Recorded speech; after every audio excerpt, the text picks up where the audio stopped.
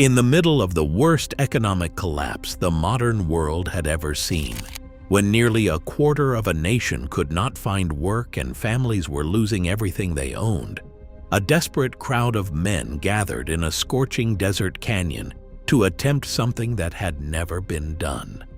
They were going to tame one of the most violent rivers on the continent and build by hand the largest single piece of concrete in human history.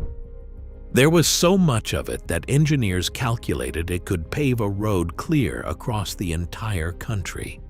And the strangest part is that they finished it more than 2 years ahead of schedule.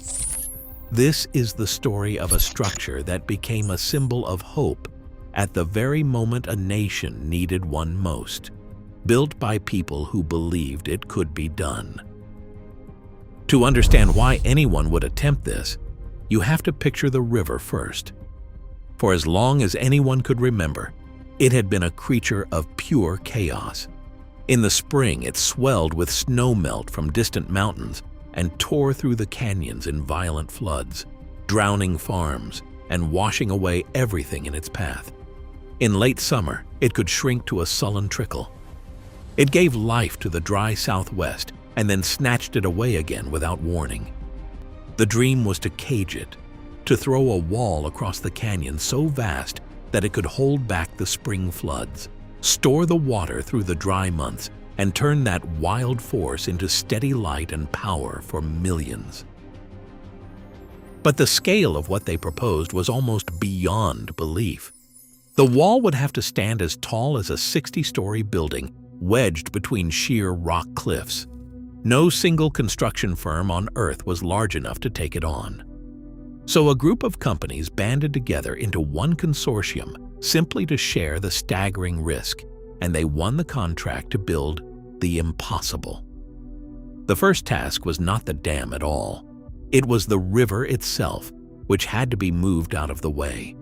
To do that, the crews bored 4 enormous tunnels straight through the solid rock walls of the canyon, each one wide enough to swallow a house, and then force the entire river to abandon its ancient bed and roar through the mountainside instead.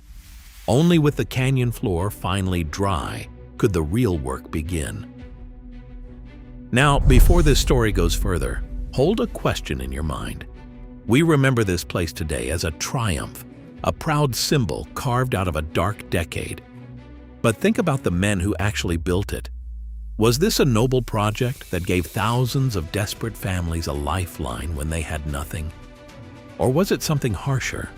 A race against a deadline so brutal that it pushed human beings into danger they should never have faced? Hope or recklessness? Decide where you stand and hold it, because the truth lives uncomfortably in between. The conditions in that canyon were savage.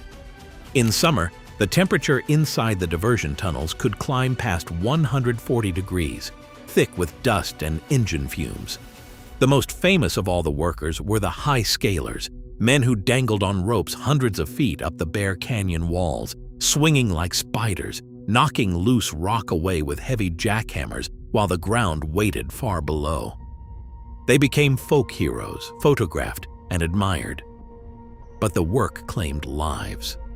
Across the whole project, around 100 men would lose them from falls, from the heat, from the constant danger of moving that much rock and steel at speed. And then came the central problem, the one that should have made the whole thing impossible. The dam needed an amount of concrete so colossal that if they had simply poured it all into the canyon as one solid mass, the heat released as it slowly hardened would have taken the better part of a century to cool. The concrete in the middle would still have been warm and curing long after everyone alive that day was gone, cracking and weakening as it went.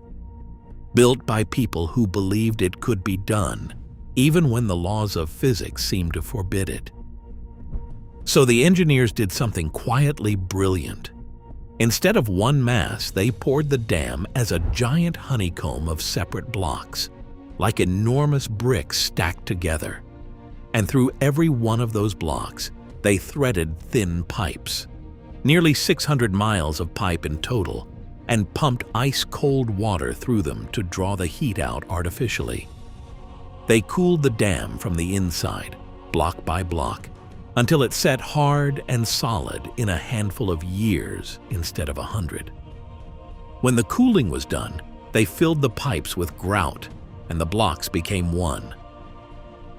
Earlier, I asked you to choose hope or recklessness. Sit with it now, because honest people still land on different sides. Some see a shining public work that fed families and lit half a region, proof of what a nation can do even on its knees. Others look harder at the deadlines and the heat and the men who never came home, and see a cost we have quietly chosen to forget beneath the postcard view. Tell me where you came down and what tipped you, because there is one more thing this dam refuses to let us forget. There is a legend that clings to this place. People still whisper that workers who fell into the wet concrete were simply left there, entombed forever inside the wall. It is a haunting image, and it is not true. The concrete went in as separate blocks, each one only a few feet deep, poured and left to harden for hours before the next. A body left inside would have rotted and formed a hollow pocket, weakening the very structure meant to hold back an ocean of water. The engineers would never have allowed it, but the legend survives for a reason. It survives because everyone sensed, correctly, that this triumph had been paid for in lives, even if not in the way the story claims. And here's the detail that stays with you. The very first life lost on the project belonged to a man surveying the river for the perfect spot, years before the building even began. More than a decade later, in the final stretch of construction, the last recorded death on the project was his own son, lost on the exact same day of the year, 13 years to the day after his father. A family that gave both its beginning and its end to the same wall of concrete. If your view of this place shifted somewhere in the last few minutes, you are in good company, because we have always struggled to hold its glory and its cost in the same hand. Tell me where you finally stood. What endures is not just a wall in a canyon. It is the proof that ambition does not wait for good times. The largest concrete structure ever attempted was raised in the darkest economic hour of its century, ahead of schedule, by men who had nothing and built something that still hums with power and holds back a wild river to this very day. The knowledge they forged in that heat was never lost. It is still working, quietly, every hour, more than a lifetime later. It was built by people who believed it could be done, and that's worth remembering. If stories like this one stay with you, subscribe and turn on notifications. Every week we bring one more lost machine back to life and tell you the story the history books left out.